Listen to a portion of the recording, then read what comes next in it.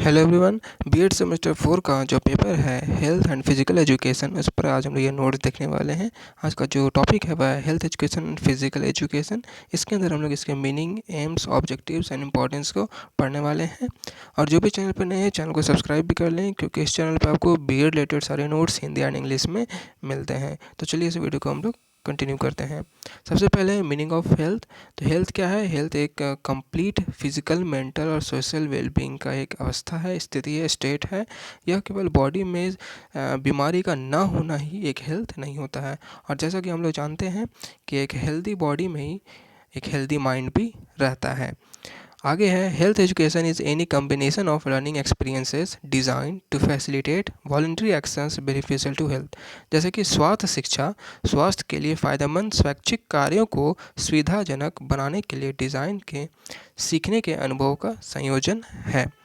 आगे हम लोग देखते हैं Health education is a science that deals with the biological, environmental, psychological, physical, and medical sciences to promote health and prevent diseases, disability, and premature death through education driven voluntary behavior change activities. Health education का एक science है जो कि deal करता है हमारा biological, environmental, psychological, physical और medical sciences से। तो किस लिए? तो हमारे हेल्थ को प्रमोट करने के लिए, बीमारियों से बचाने के लिए और अनवांटेड जो डेथ हो जाते हैं उससे बचाने के लिए। Health education is the improvement and development in the individuals, groups, community and overall society to improve health knowledge, attitudes, skills and behaviours. Health education क्या है? ये इम्प्रूवमेंट लाता है, डेवलपमेंट लाता है एक इंडिविजुअल में, फिर ग्रुप में, कम्युनिटी में और ओवरऑल सोसाइटी में भी। किस लिए? तो हेल्थ इम्प्रूव हो सके, हेल्थ से रिलेटेड नॉलेज, उसका एटीट्यूड, स्किल्स और बिहेवियर्स को इम्प्रूवमेंट हो सके। आगे हम लोग देखते हैं फैक्टर्स अफेक्टिंग हेल्थ, स्वास्थ्य को प्रभावित करने वाले कारक। सबसे पहला है gender. Main and women suffer from different types of disease at different ages.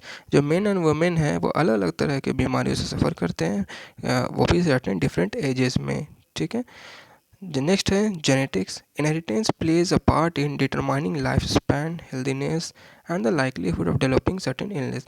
Inheritance एक बहुत बड़ा रोल प्ले करता है किसी के लाइफ स्पैन का, डिटरमाइन करता है उसके हेल्दीनेस को। बहुत बार होता है कि हमारे पूर्वजों से हमारे कुछ हमारे बॉडी में जो होता है वो बीमारियां जो ट्रांसफ़र होने वाली होती हैं वो ट्रांसफ़र हो जाती हैं, जिसके कारण हम लोग जो उसको जेनेटिक्स मिलाते हैं और इनहेरिटेंस वाला वो प्रॉब्लम होता है। जैसे कि हाइट रिलेटेड एंड जो हमारा गंजापन होता है, बाल झड़ना, ये सभी जो है वो इनहेरिटेंस के अंदर में आते हैं। ठीक है। आगे हम लोग देखते हैं personal behaviour and coping skills, balanced eating, keeping active, smoking, drinking and how we deal with life stresses and challenges all affect health. जैसे कि हम लोग जानते हैं कि हमारा किस तरीके से हम खुद को एक्टिव रखते हैं, या हमारा किस तरीके से बैलेंस डाइट है, स्मोकिंग, ड्रिंकिंग, या अपने लाइफ के स्ट्रेसेस को किस तरीके से डील करते हैं, चैलेंजेस को किस तरीके से डील करते हैं, वो सभी कुछ हमारा हेल्थ को अफेक्ट करता है। नेक्स्ट है physical environment, safe water, clean air, healthy work places, safe houses, communities and roads all contribute to good health. जैसे हम लोग जानते हैं कि साफ़ पानी, साफ़ हवा और जहाँ हम लोग काम करते हैं वो वर्क प्लेस, सब कुछ नीट क्लीन, सेफ हाउसेस का इन्वायरमेंट क्लीन, कम्युनिटीज़, ये सभी कुछ अगर हमारा सही से अगर रहता है तो ये सभी कुछ हमारा कंट्रीब्यूट करता है हमारा गुड हेल्थ को। आगे हम लोग देखते हैं employment and working conditions. People in employment are healthier, particularly those who have more control over their working conditions.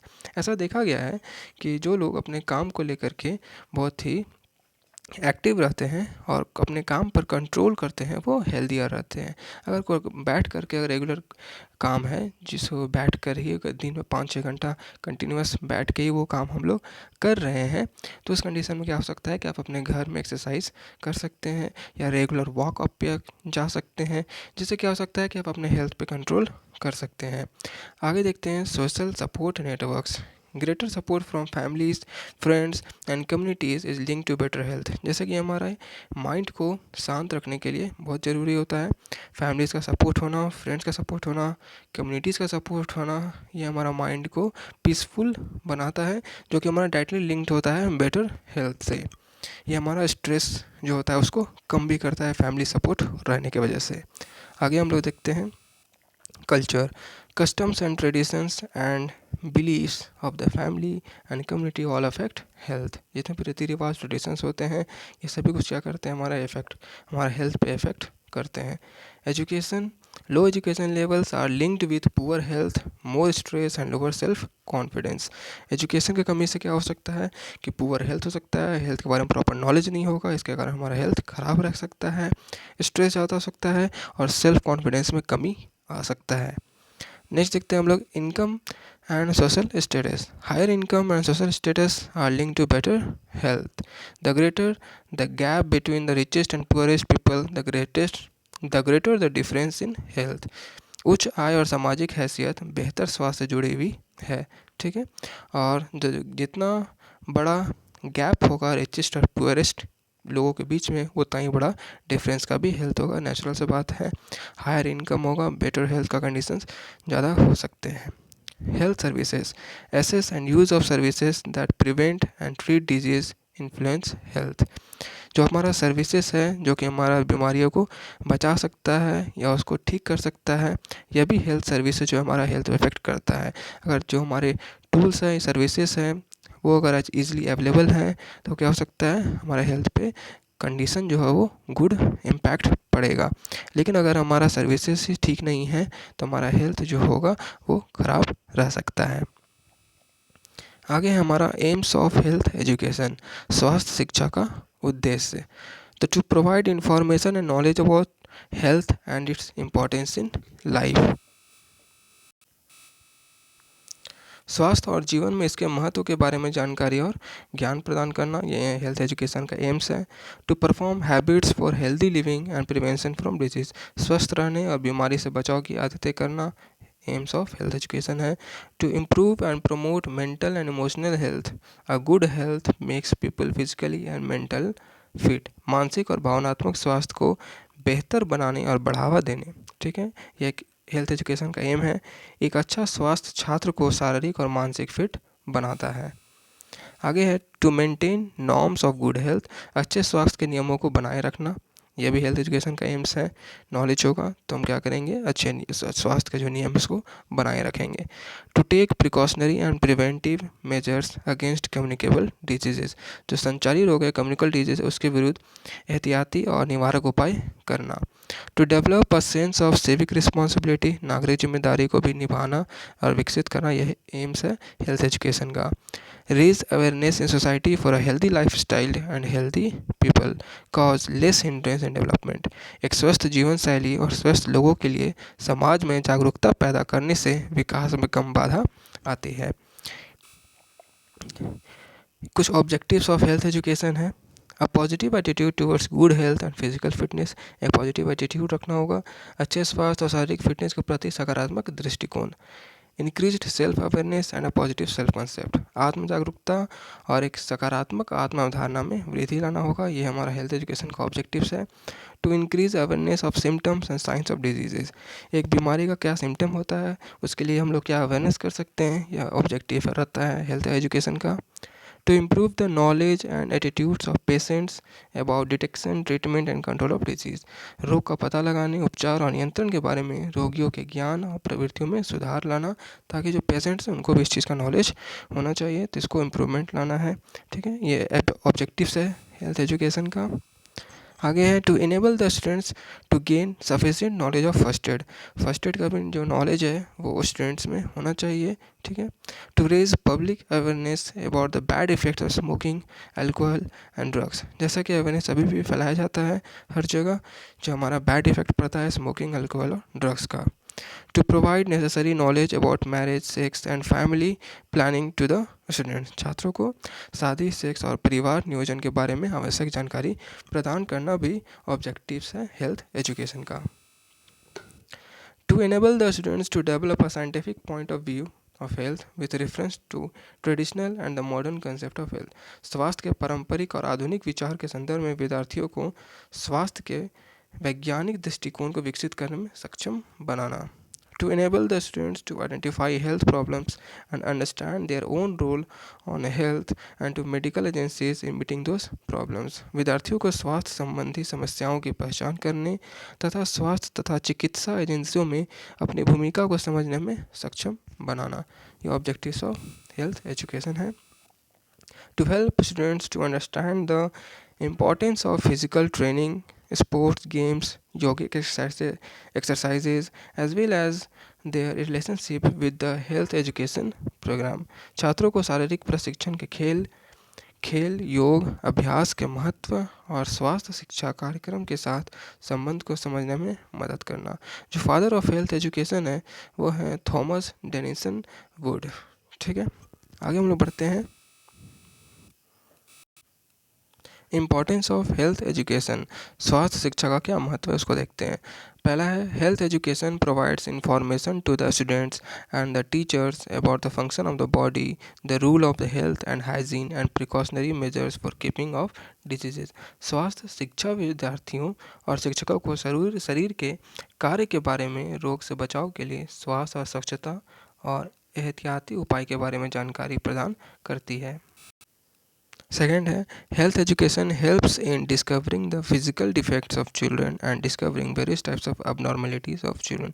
Health education से क्या हो सकता है, ये मदद करता है फिजिकल डिफेक्ट को खोजने में, बच्चों के फिजिकल डिफेक्ट को खोजने में, और जो एबनॉर्मलिटीज़ होते हैं बच्चों में उसको भी खोजने में मदद करता है. आगे देखते हैं हम लोग. थर्ड है health education develops health habits like the need for fresh air, hygienic feeding and various classroom habits. स्वास्थ्य शिक्षा में ताज़ी हवा, स्वच्छ भोजन और विभिन्न क्लासरूम आदतों की ज़रूरतें जैसी स्वास्थ्य आदतों का विकास होता है. Health education develops better human relations between the school and home community. Fifth है health education provides knowledge regarding the prevention and control of various diseases. स्वास्थ्य शिक्षा विभिन्न रोगों को रोकथाम और नियंत्रण के बारे में जानकारी प्रदान करती है.